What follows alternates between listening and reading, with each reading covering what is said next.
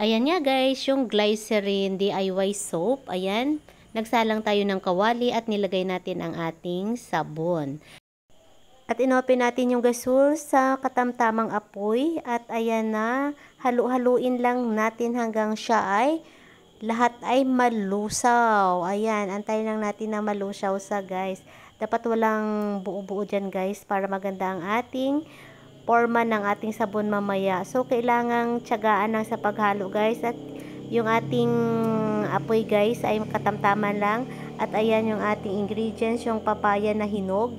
At i-blender natin yan guys. Ayan.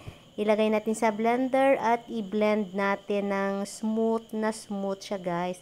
At lagyan siya natin ng gatas na ibap, yung maliit lang, tapos hatiin mo siya at ayan na nga, durog na yung ating papaya at yung gatas na nilagay natin. At ayan, punta tayo ulit dun sa natunaw na sabon na glycerin at unti-unti na tong haluin yung ating na blender na papaya at saka ibap.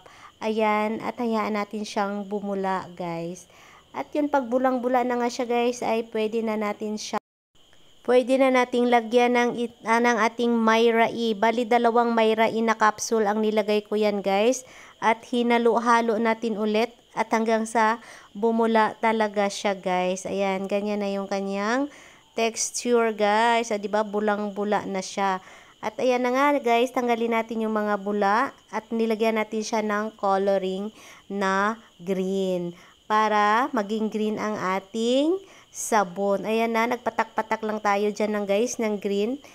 At ayan na, haluin natin siya ulit. At pag kumulo na guys, ay pwede na nating kunin. At ayan na nga, ilagay natin sa ating mga lagayan. At gumamit tayo ng pangsala para hindi magiging, tingnan mo guys yung mga bula, para matanggal yung mga bula dyan, para maganda ang ating ginawang sabon. At ayan na nga guys, for 48 hours, ayan na ang itsura ng ating sabon at pwede na nating gamitin. At ayan na nga guys, tingnan nyo ang ganda, diba? O ha? Sa simpleng 3 ingredients lang guys, ay makakagawa na tayo ng sabon at pang araw-araw natin, pwede mo ring ibenta pag ma-perfect mo na. At ayan na nga, ginamit ko na guys. Ayan. Wala siyang amoy guys kasi wala akong nilagay dyan na pang amoy. Pero maganda siya gamitin. Ang smooth ng skin guys. Talaga namang ang smooth. Tingnan mo naman kasi papaya, may glycerin soap. At saka yung Myra-E, diba? Saan ka pa? Kaya pwede ka nang gumawa ng sarili mong sabon pang araw-araw at pwede mo ring ibenta. So, bili na kayo guys ng glycerin soap muna na DIY at pwede ka nang gumawa ng sarili mong sabon. At ayan na nga yung iba dyan guys, ay niregalo ko na itong Pasko sa mga kamag-anak ko. At ayan na nga guys.